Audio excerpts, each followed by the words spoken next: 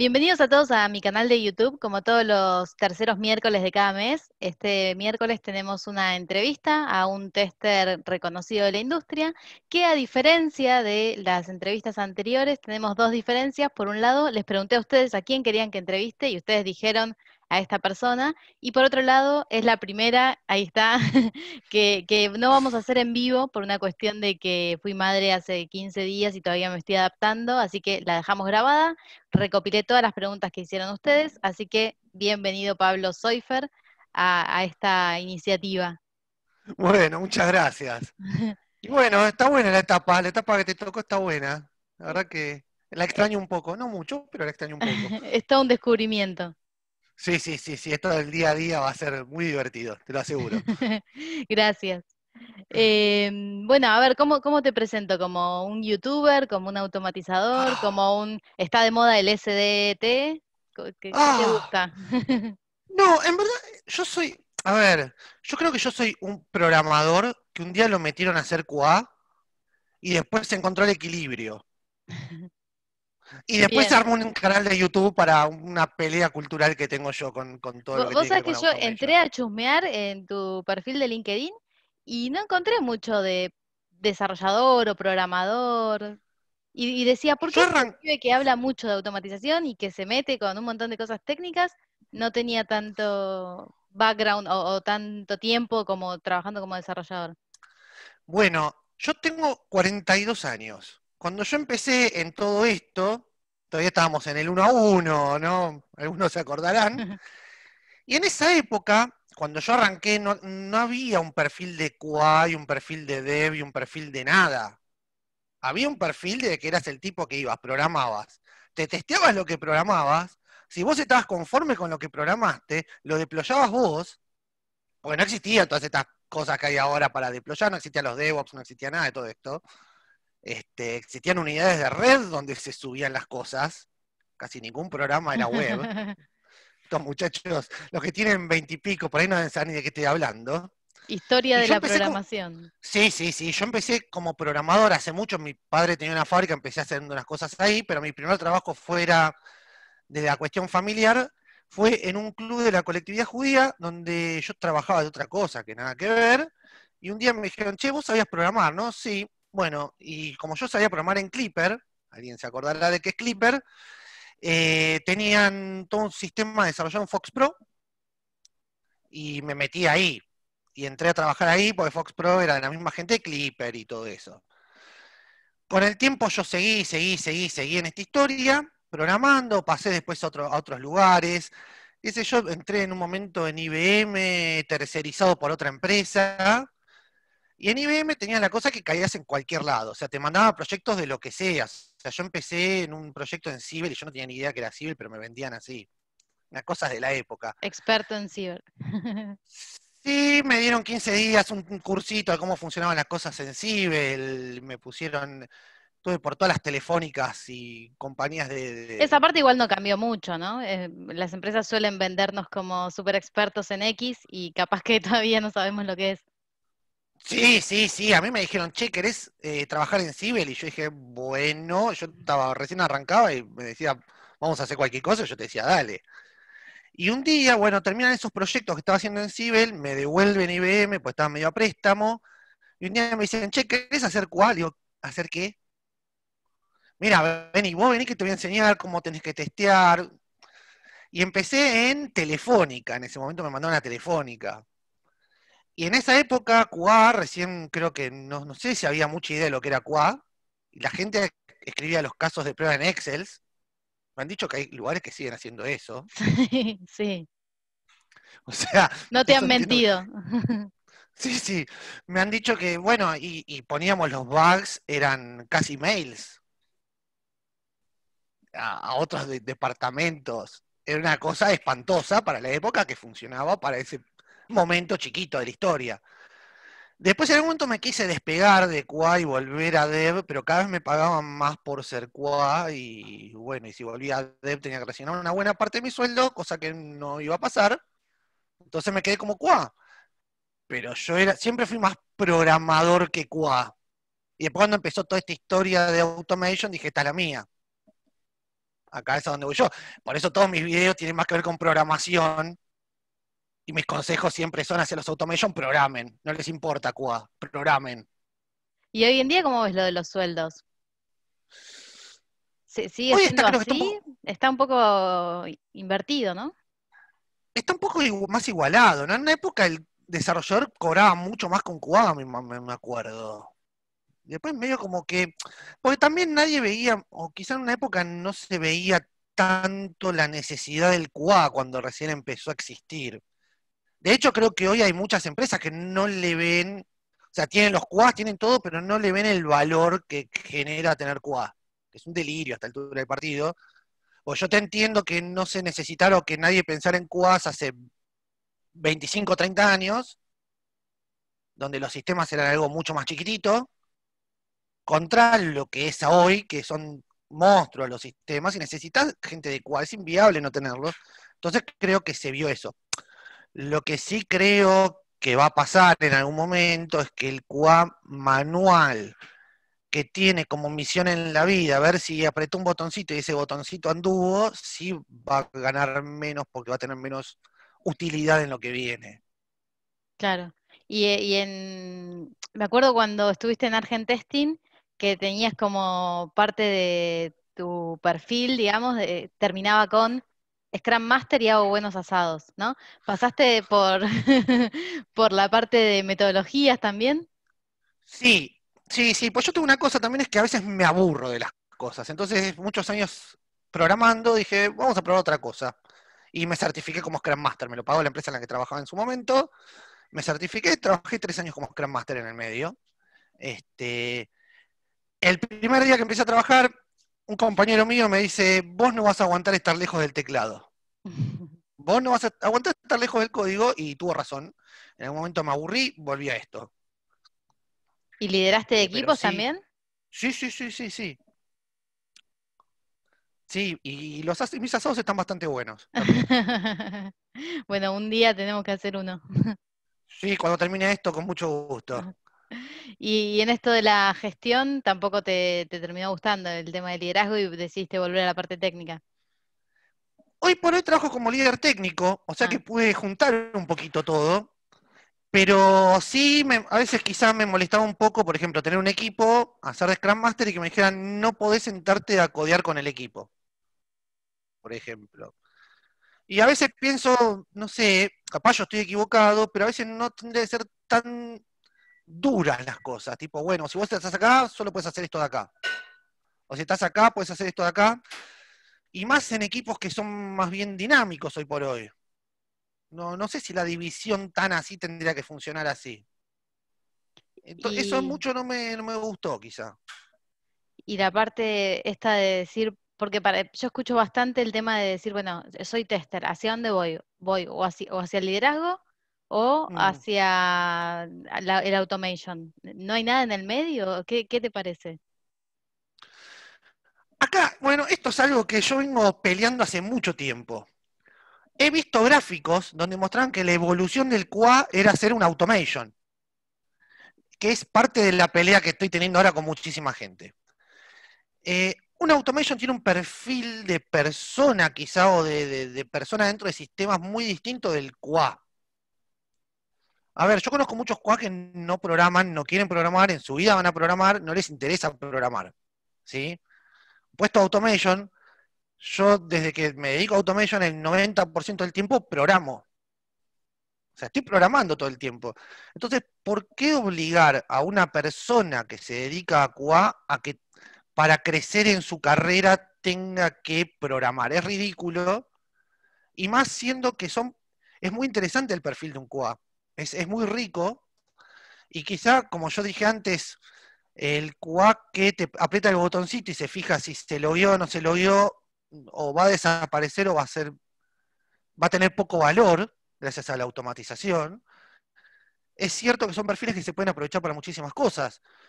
Las cuestiones de análisis de un proyecto, o las cuestiones de entendimiento de cómo funciona un sistema, o la búsqueda de casos de prueba, o la búsqueda de funcionalidades o de cosas que el mismo product owner no ve, se las delegaría a un QA, por ejemplo, pues es una persona que es idónea para eso. O sea, ¿quién mejor O sea, yo creo que la mayor parte de los QA que están en proyectos conocen más del producto que el product owner mismo. Entonces, ¿por qué no ir pasándose a eso en lugar de obligar a gente a programar? Que es ridículo, no tiene ningún sentido. Totalmente, sí, sí, adhiero. Y vos recién decías, me peleo con mucha gente. Tenés como un canal que tiene una parte que es muy técnica, ¿no? Las clases de programación abiertas y demás. Y por otro lado, tiene una parte de reflexión, donde me imagino se te cruza una idea y empezás a desarrollarla, pero siempre son ideas candentes, digamos, no son boludeces de decir, no sé, voy a hablar de tal cosa, sino que es un tema que genera opiniones encontradas. ¿Tuviste tenés haters, tenés gente que disiente con vos? ¿Cómo es todo eso? Yo creo que todavía no tuve haters a nivel lo que uno ve en internet, a veces esos haters que vienen y te dicen cualquier barbaridad que voy a decir, pará, ¿qué me está diciendo esta persona? No me los crucé todavía. Hay muchas cosas que corto desde el principio, por ejemplo, yo ahora me dedico mucho a eh, revisar código de personas que me mandan sus repositorios. Y yo dije, mire muchachos, todas las críticas y todo con buena onda. El primero que tiene mala onda lo corto porque no es la forma. Sí, tuve debates, lo cual a mí o sea, los debates que hacen que todas las personas crezcan y entiendan un poco más las situaciones de ciertas cosas, me parecen bien, porque todo lo que yo comento y todo lo que yo veo, lo veo a partir de la experiencia que yo he tenido en un montón de empresas. Entonces, si yo quiero hablar sobre temas, por ejemplo, entrevistas de trabajo, que fueron uno de los últimos, casi todos mis últimos videos tuvieron que ver con eso, es en base a las entrevistas que yo vengo tomando. Capaz viene alguien y me dice, mira, a mí me pasó todo lo contrario a lo que te pasó a vos. Bueno, está bien, es un punto. Y hay ciertas cosas que sí hemos peleado, pero peleas bien, o sea, nada, una cosa espantosa. Pues tampoco hay que sumarse a esas cosas, ¿no? Totalmente. ¿Y por qué? Es como que tenés ciertos servicios, digamos, ¿no? Clases abiertas de programación, tenés esto de, bueno, reviso tu código. Hoy leía, ay, no me acuerdo que algo más que habías publicado de decir, te ayudo con otra cosa que no me acuerdo qué era. Contraten Junior. Contraten junior, sí, promociona a las empresas que quieran contratar junior. ¿Por qué haces todo esto? ¿Por qué hay que hacerlo? Mira, hay varias cosas. Eso te lo puedo dividir en dos partes. Por un lado, cuando empezó a existir todo esto de sistemas, yo empecé en sistemas quizá cuando Internet todavía era algo que recién arrancaba, ¿no? Entonces, lo que más había era comunidad de gente que te ayudaba con cosas, porque sí, la programación era algo más, quizá más hippie, si querés, entre comillas, donde había más como una ayuda, y quiero rescatar un poco ese espíritu, en el cual mucha gente a mí me ayudó en muchas cosas, y yo trato de devolver lo que yo sé y lo que voy aprendiendo. Hay cosas que a veces hago videos de cosas que no sé si me puedo considerar un experto, pero que aprendí, sé hacerlas, y que quiero enseñarles a otras personas a hacerlas. Una cuestión de retribución. Sí, por ese lado.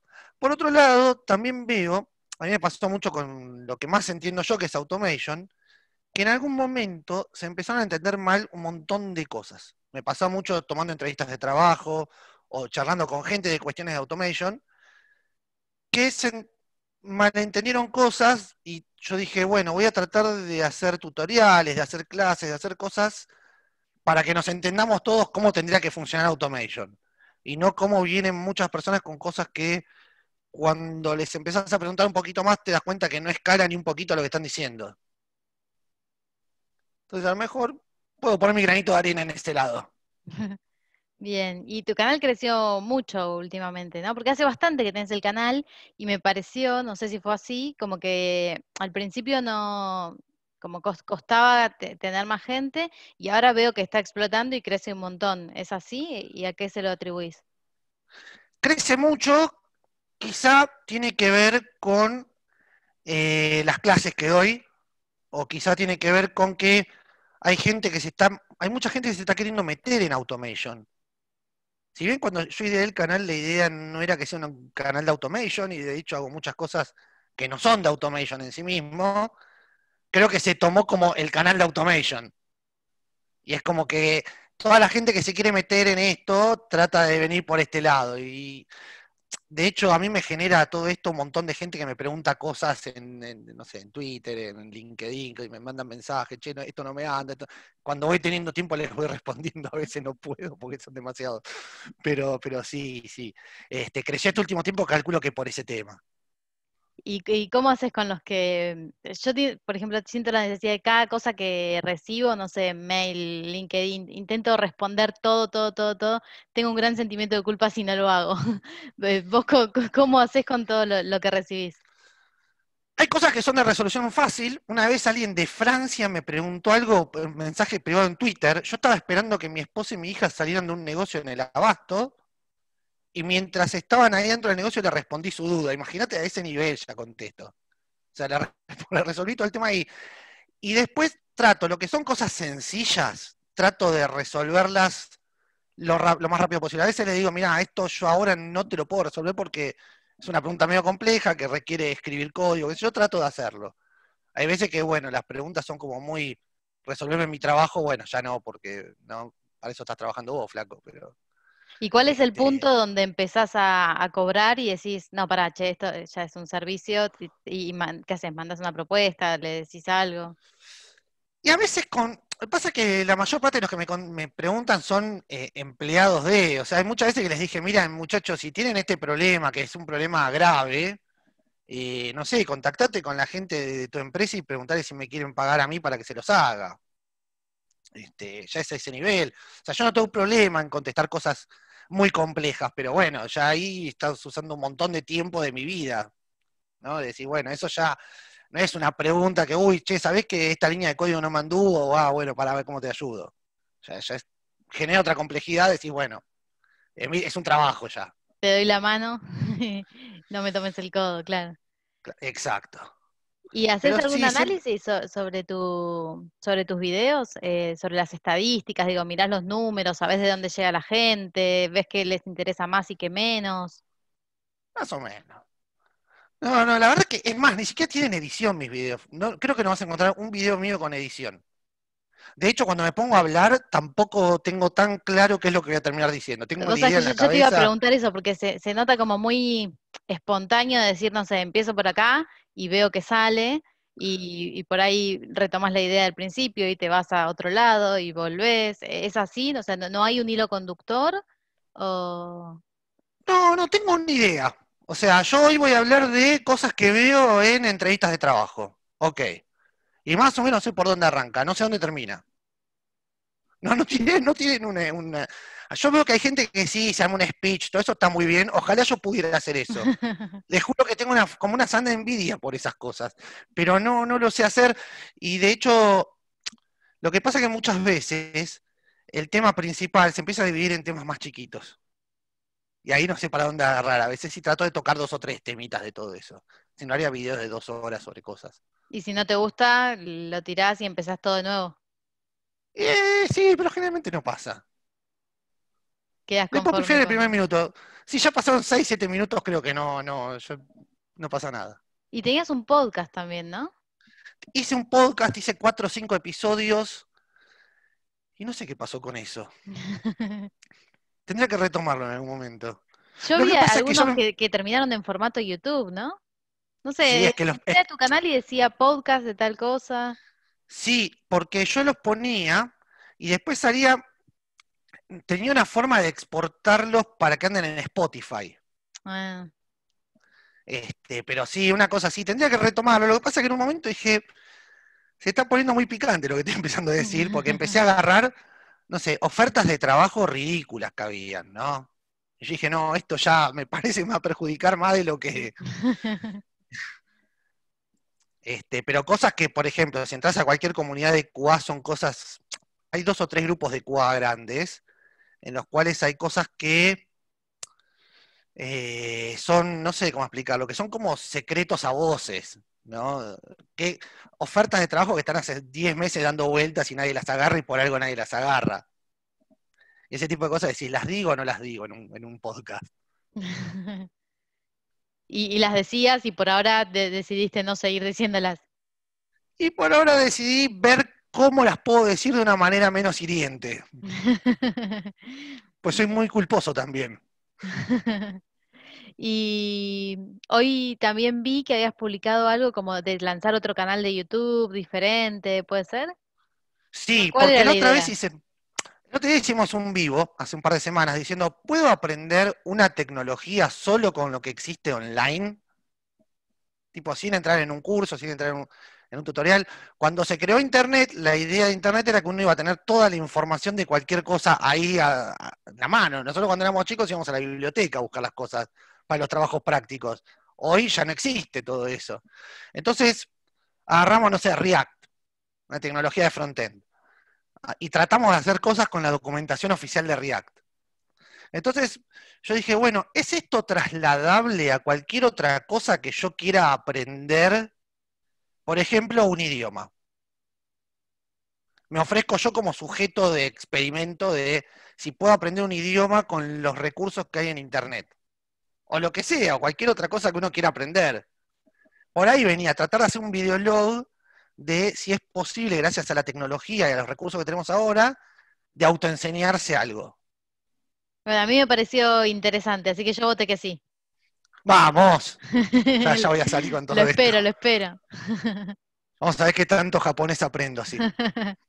Bueno, va a ser un poco largo, ¿no? Depende de qué quieras aprender, ¿no? Una cosa es hacer Depende, un pollo a la sí. parrilla y otra cosa es aprender japonés.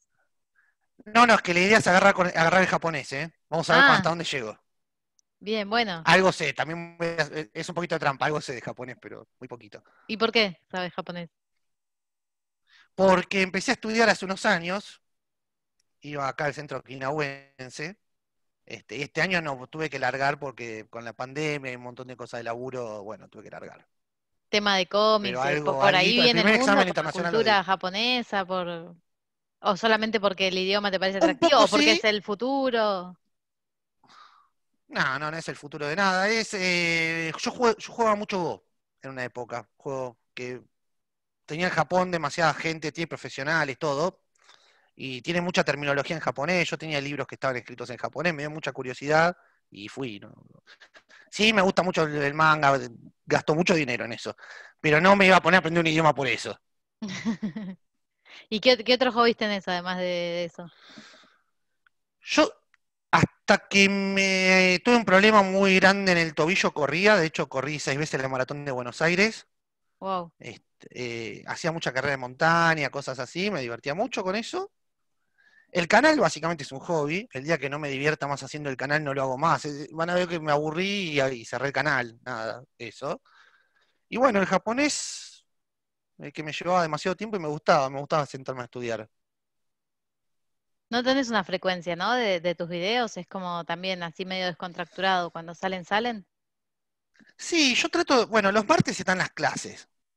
Los martes hacemos las clases de Python con Selenium y todo eso a las 7 de la tarde. Que antes eran 2 horas y bueno, la familia me dijo, 2 horas no, man, es mucho. Bueno, pasó a ser una. Sí, sí, porque se estaba empezando a Te poner medio picante el necesitábamos en tema. cuarentena acá también. Sí, sí, sí, por eso, por eso, por eso. Y después trato, una vez a la semana, salir hablando de algún tema que van surgiendo en la semana, de cosas que van pasando. Y después los tutoriales que hago, cosas de programación, me mandan desafíos para programar cosas, qué sé yo, que las voy, a medida que van surgiendo, las voy resolviendo. Pero no, no puedo, que tampoco me puedo comprometer a decir el miércoles sale esto, pues no puedo. La vida me lleva a que no pueda comprometerme con nada. Tal cual. Bueno, me han dejado muchas preguntas para vos. Si te parece, empezamos con las A preguntas ver, del público. Orlando de la dale, Cruz por LinkedIn dejó como 5, así que todas las que te voy a hacer a continuación son de Orlando. Y la primera dice, ¿cuál es tu vamos, mayor motivación para estar dentro del mundo del testing? que me dejan programar y hacer lo que yo quiero. O sea, yo no tengo tanta alma de QA, si bien no es que no me guste, me gusta, trabajé muchos años como QA manual. O sea, en su momento trabajé como 5 años, o sea, no es que no tengo el ISTQB dado, me obligaron a darlo, yo no quería. Vos sabés que me llamó la Este, atención, porque de hecho una de las preguntas que yo tengo más adelante tenía que ver con las certificaciones, y digo, qué raro, es como que no me encajaba mucho tu perfil con una certificación. sí, me mandaron a hacerlo, tuve que. Pero, a ver, a mí me gusta mucho el tema de que tengo mucho contacto con gente de QA todo el tiempo, porque yo trato de dividir en mi equipo, trato de eh, nutrirnos de lo que nos pasa en los QA, que es para donde yo creo que tendría que ir el QA hacia el futuro, y poder programar eso, o sea, todo ese ida y vuelta de cosas de calidad me gustan. La verdad que todo eso sí me gusta. No me pondría de vuelta a trabajar de QA manual full porque no lo haría, porque me aburre a mí.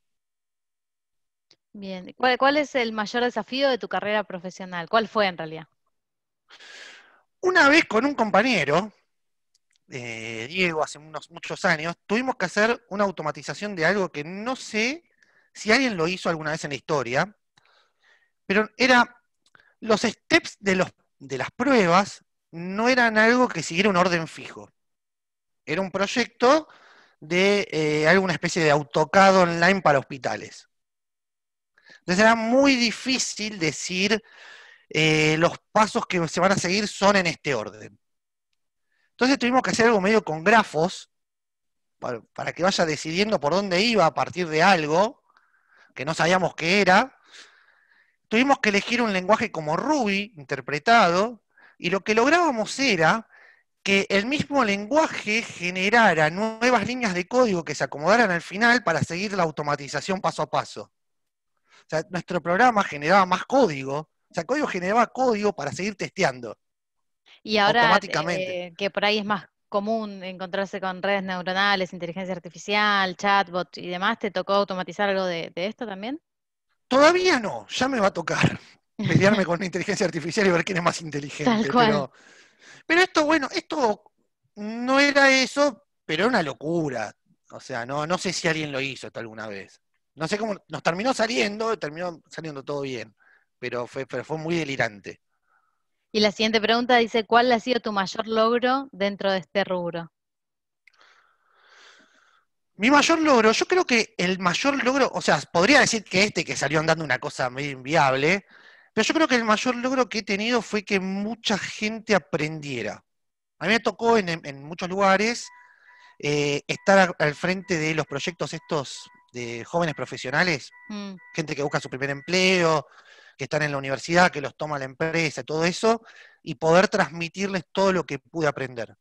Y que esas personas, muchos aprendieron muchísimo, hay muchos que yo hoy conozco, yo sigo en contacto con muchos y que hoy la rompen, son genios en esto, y haberles podido transmitir todo eso y que hoy sean tipo bastante capos en la industria, tipo, para mí fue todo un logro eso. Sí, está bueno, está bueno. Después también pregunta, ¿qué consejos o best practices podés brindar a aquellas personas que se inician en el testing manual y a aquellos que se encaminan a testing automatizado? Son dos cosas totalmente distintas. A ver, el que le gusta el testing manual, que se agarre el manual de ISTQB, que está recontra bien explicado cómo funciona QA, que se ponga a ver cómo armar un caso de prueba, que se ponga a entender cómo tiene que entender un sistema para poder tratar de hacer el control de calidad de ese sistema. O sea, tiene que entender más cuestiones de funcionamiento de algo y de qué debería ser y qué cosas no están definidas y ese tipo de cosas. Ok, eso es testing manual. Vas a agarrar el manualcito ISTQB y te va a decir absolutamente todo lo que tenés que saber, que no es una pavada. Lo digo así, parece súper fácil lo que estoy diciendo, y no lo es. Ahora, el que quiere saber automation es otro rubro, y es otro perfil y es otra historia. Tenés que entender las bases de QA, eso sin duda. Ahora, una vez que entendiste las bases de QA y no tenés que ser tan grosso como un tipo de QA realmente, tenés que tener alma de programador. A ver, todo esto de que en una época se pensaba que el tipo automation era un tipo que hacía QA y entendía un poquito de código y más o menos le salía la historia. Hoy por hoy, un sistema de automation es muy complejo, la complejidad va cada vez más en aumento y es todo más un trabajo orientado a un desarrollador. Yo generalmente en un equipo, si vos me pedís, si el grueso del equipo tienen que ser desarrolladores o QA para un equipo de automation, casi que prefiero que tener a casi todos desarrolladores. Entonces, que aprenda a programar bien. El que quiera dedicarse a automation, que aprenda a programar bien. Mientras mejor programa, mejor le va a ir. ¿No se aburren los programadores automatizando pruebas? Muchos sí. Por eso un poquito de almita de QA tenés que tener. Claro. Pero hoy es bastante complejo el tema de automation, ya no es tan sencillo como antes. Hoy hay un montón de cosas que hay que saber. Hay más desafíos que hacen que estén más motivados de alguna manera. Mirá, yo tomo entrevistas de automation casi a diario. El 90% de mis preguntas son de desarrollo. O sea, para mí un tipo que sabe que quiere dedicarse a automation y que sabe automation, me tiene que poder contar sobre bases de programación orientada a objetos. Tiene que saberlo. Quizá no un junior, pero un semi-senior, un senior debería contestarme bastante fácilmente todo eso.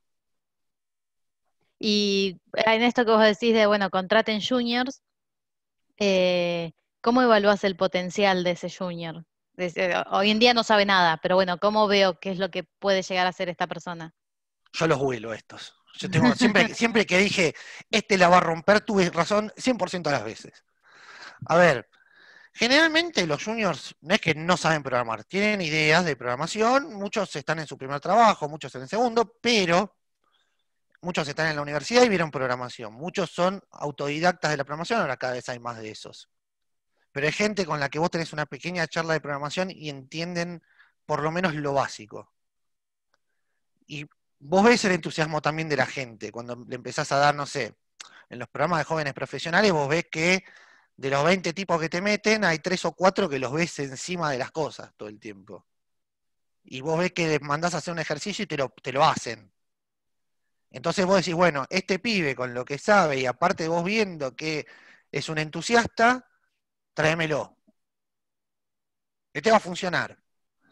Este, y muchas veces las empresas contratan todos tipos con mucha experiencia, entre comillas, y no le dan la oportunidad a gente que podría hacer el trabajo igual. ¿Sí? A mí me pasa que hoy, por ejemplo, a mí me toca a veces delegar cosas que me da vergüenza delegárselo a gente que son seniors. Y decirle a un senior, escribime este JSON. O decir, se lo podría pasar a un junior que está aprendiendo y que cualquier cosa que le pase va a decir, uy, qué bueno esto.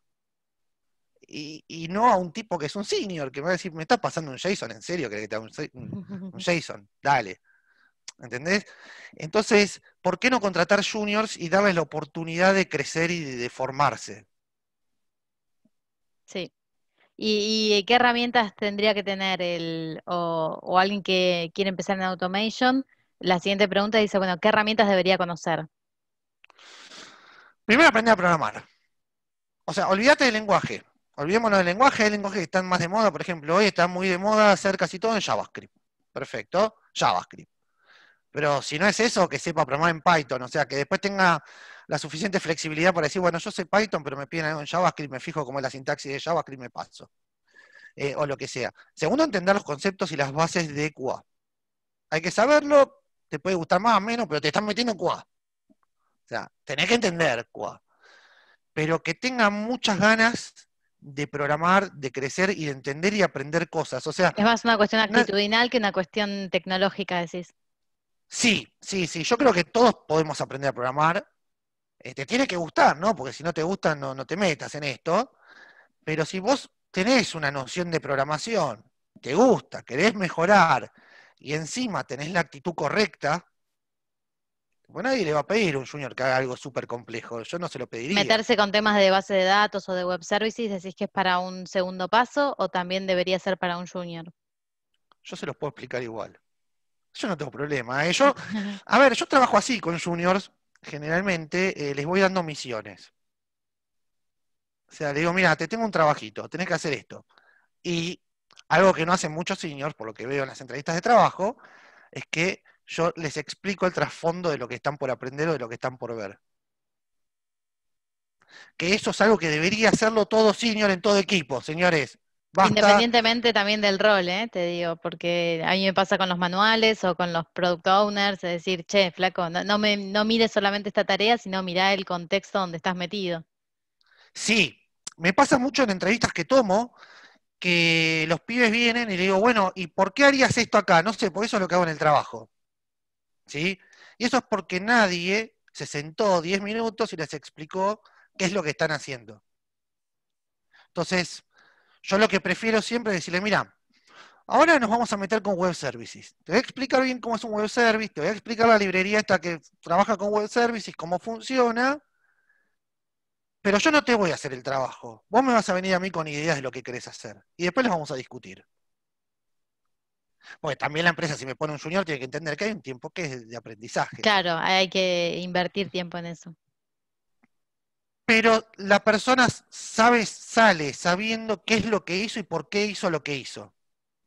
Y no lo hizo porque había que hacerlo así.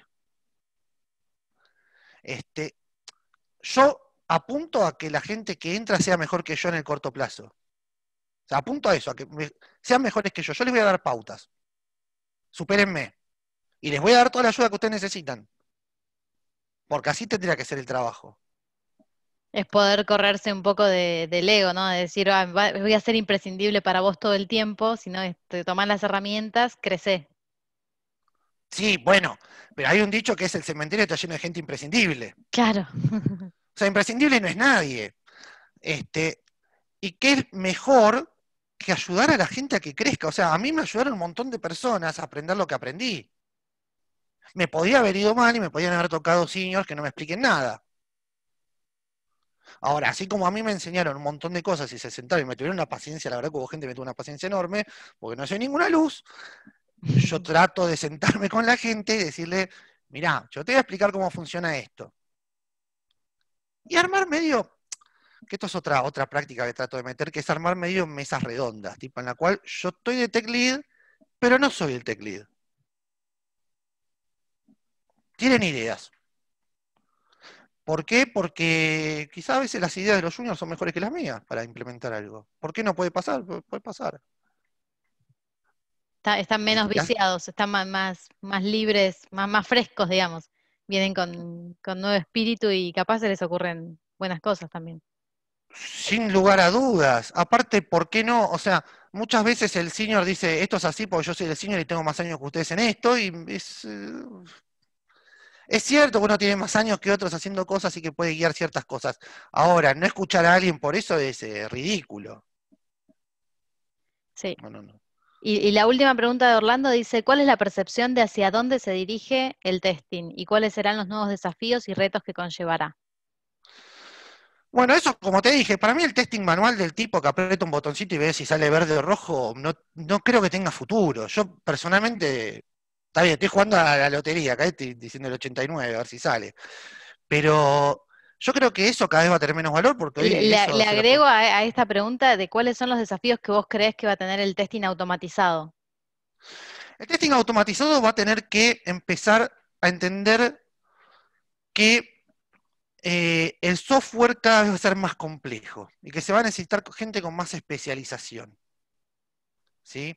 Entonces, cada vez, antes el automation era un tipo que sabía un poquito de cada cosa. Ahora vas a tener que especializarte en algo. Hoy por hoy, vos tenés un montón de perfiles mixtos que para mí con el tiempo para mí van a desaparecer con el tiempo los perfiles mixtos. O te gusta el QA, te gusta hacer QA o te gusta hacer automation. El automation es un tipo de programa, el QA es un tipo que es demasiado curioso por naturaleza. Son dos perfiles distintos, uno es un perfil más funcional, más de tratar de entender, y por eso entiendo que muchas veces se quieren ir hacia el management, porque me parece una evolución mucho más natural irse hacia el management que irse hacia automation. Entonces yo creo que el QA manual va a tender más a una posición más de analista, probablemente, que va a darle datos a la gente de automation, para que automation, o sea, ¿cuál es el sentido hoy por hoy del tipo que aprieta un botoncito y ve si sale verde o rojo? No, hoy no tiene ningún sentido si en 10 minutos tenés un script que hace eso y lo va a hacer bien siempre. Ya eso, el tester manual que hace esas cosas no tiene más. No va a tener más cabida muy pronto. Y me parece que va a ir hacia ese lado, hacia un lado más de analista, de entender el producto más que nadie, de poder encontrar incoherencias dentro del producto mismo.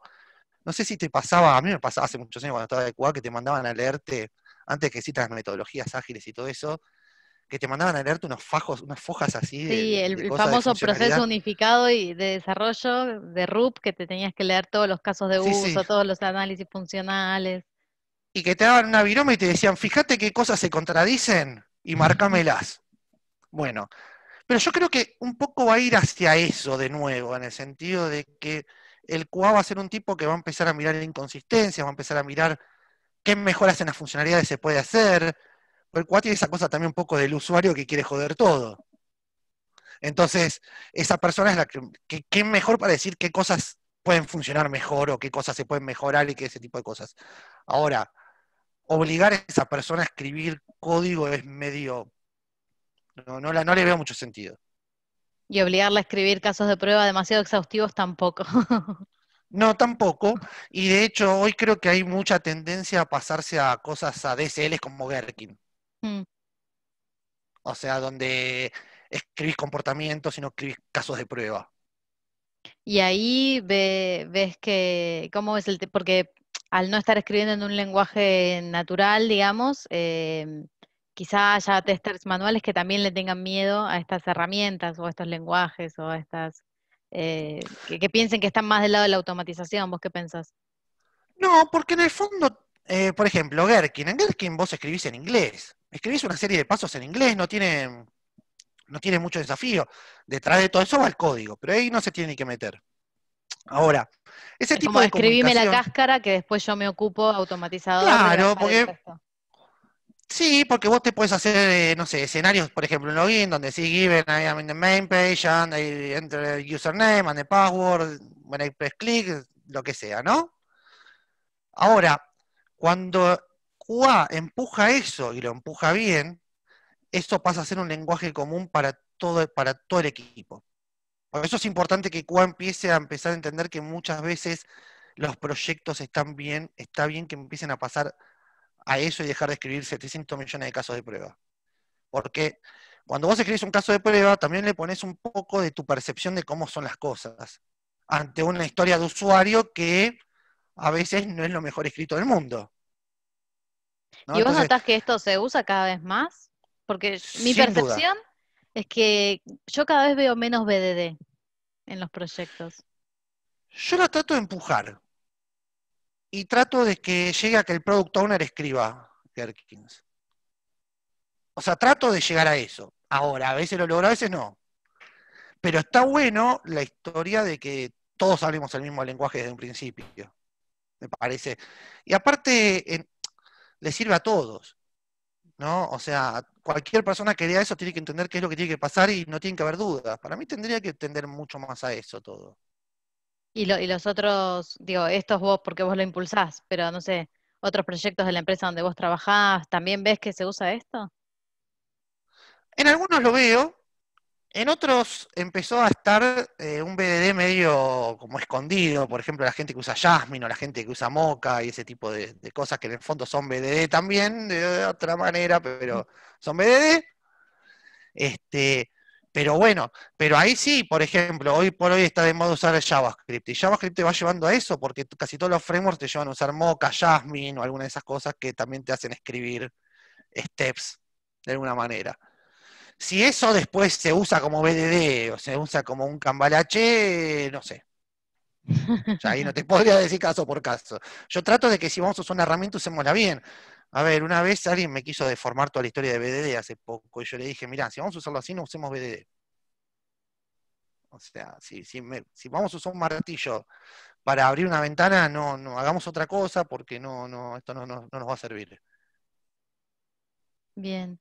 Bueno, te cambio completamente de tema y Walter Mamani pregunta, ¿pensaste hacer colaboraciones con otros youtubers de Argentina para hacer crecer la comunidad? Sí, tenemos que hacer una colaboración. ¿Cuándo? Sí, ¿Cuándo no sé. hacemos algo, Nadia? Y ¿Cuándo quieras? este es un puntapié, mira, este es Sí, el sí. inicio. Que ya acá hay una primera colaboración. Después, ¿Ves? Ya está, bueno, mira. Por ejemplo, hago con vos algo de testing que tiene que ver con testing, pero también tengo pensado con gente que son programadores. Y está ahí está, bueno, siempre está bueno. está la misma historia siempre. Bien, ahí ya quedó el compromiso. George River dice, ¿cuál fue el proyecto más difícil que tuviste que hacer? Que bueno, ya nos contaste. Y la otra pregunta dice, ¿qué consideras fundamental en una persona para decir, este loco es un buen programador? Ah, ¿qué puedo decir para que una persona sea programador? Primero que entienda qué es lo que está escribiendo. Olvídense de saberse la sintaxis de un lenguaje. Si el tipo, yo le planteo un problema y sabe cómo resolverlo, aunque esté 2 horas googleando cuál era la sintaxis, a mí me parece que está haciendo un buen trabajo. Es más Y que es un importante buen que programador. pueda pensar un algoritmo, una lógica de resolución que una sintaxis en particular. Sí, por eso me niego en todas las entrevistas a tomar esos live coding que se me parecen una cosa espantosa. Y siempre, es más, yo trato, por ejemplo, lo que hacía mucho tiempo era, si yo tenía una entrevista un jueves, le pasaba un lunes un ejercicio. Hacelo cuando puedas, como puedas. Y después discutimos ese ejercicio. Y ahí vemos qué tan bueno sos como programador. Pero me parece que un programador tiene que ser una persona que salga a resolver un problema. Que diga, tengo que resolver esto y lo voy a resolver y después resolverlo de la manera más óptima posible. O sea, yo convivo con locos que buscan cómo ganarle medio segundo a lo que están haciendo y cómo sacarle 3 líneas de código a lo que están haciendo, y yo suelo ser un loco de esos. Algunos, viste, algunos me miran como, che, este flaco está medio perdido, pero sí, pero cuando empezás a meterte en eso y empezás a amar eso que estás haciendo, porque también te tiene que gustar mucho eso que estás haciendo, y acá me voy a pelear con mucha gente.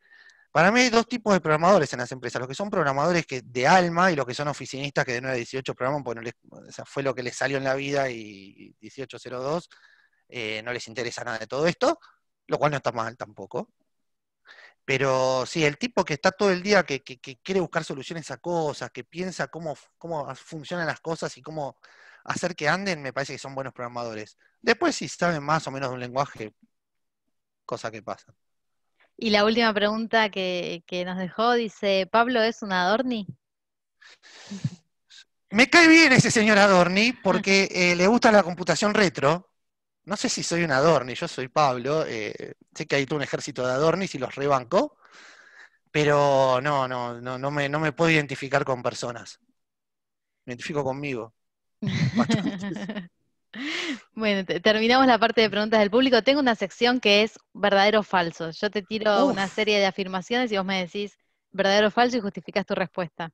a ver, La primera la descartamos porque ya la dijiste, decía la evolución del tester manual es ir hacia automation, esa ya es falsa. Vamos con la falsísima. siguiente. Trabajar poco tiempo para una empresa es un factor predictor de que el candidato va a quedarse poco tiempo en mi empresa. No, falso. ¿Qué tiene que ver? Yo he trabajado en lugares pocos meses porque nada, porque pasé experiencias horribles. Y he trabajado muchos años en otros lugares. Aparte, ¿cuánto es mucho o poco? Claro, sí, sí, es relativo. La siguiente, Totalmente es relativo. importante certificarse. Más o menos. O sea, está bien la certificación. Yo no estoy en contra de las certificaciones. Yo me he certificado en varias cosas. Ahora, yo en las entrevistas de trabajo no le pregunto a la gente si se certificó en algo. Mostrame lo que sabes. Y si no te certificaste nunca y aprendiste vos por tu cuenta y lo sabes hacer bien, a mí me alcanza y me sobra. La formación universitaria es importante para desempeñarse en sistemas. No, es falso. Depende para qué. Tampoco, digamos, es falso, pero más o menos. Quizá un puesto muy, no sé, una gerencia requiera, o ciertos puestos muy particulares requieran de una ingeniería, una cosa así, puede ser. Ahora, si vos me decís que para un programador o para un QA hay que ir a la universidad, y te diría que no, a esta altura, no es medicina esto. O sea, Y, medicina sí te lo entiendo. Acá, y la última, Catalon es una buena herramienta para automatizar pruebas. no, basta de los record and play. Esto, muchachos, no me quiero convertir en el Milei de esto, pero basta de los record and play, basta, no los usen, no usen record and play, no usen. ¿Por Pe- qué? Pero Pablo, pero Pablo, no lo usen. ¿Por qué? Fácil, porque son herramientas, primero que si vos querés aprender a hacer automation, no vas a aprender con Catalan. Catalan es un record and play. Después me podés dar la excusa de que después podés tocar código por atrás, está bien, listo, muy lindo. Pero después, ¿qué pasa? Están todos prendidos fuego con el proyecto y siguen grabando pruebas como locos. El día que hay que empezar a mantener eso, te lo regalo, este, ni loco lo agarro, no agarro una cosa de esa ni loco, porque tenés que ponerte a tocar después eso cuando ya tenés 5.000 casos grabados y tenés que tocar un par de cositas. Yo te lo regalo, aparte aprendan a programar y dejen de usar esas cosas. No usen Record and Play ninguno, ni Catalan, ni los Selenium IDE, nada, no agarren esas cosas. Punto. Clarísimo, Programen. clarísimo. Para cerrar, ¿cuál es tu definición favorita de testing?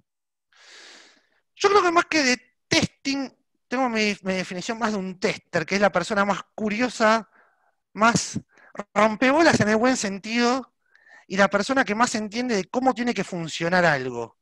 Y el testing, en general, es cómo hacer que las cosas realmente funcionen bien. Eso tendría que ser el testing siempre.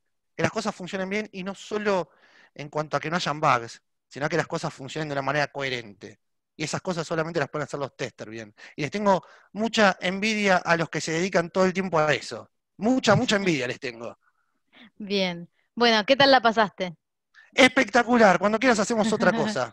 Bueno, me encantó tenerte acá como invitado, me divertí un montón. Cada cosa que decís es como que se abren un montón de cosas más, pero bueno, no quería extenderme mucho más de una hora, así que muchas gracias por sumarte. No, por favor, gracias a vos. Sé lo que necesites, acá estoy.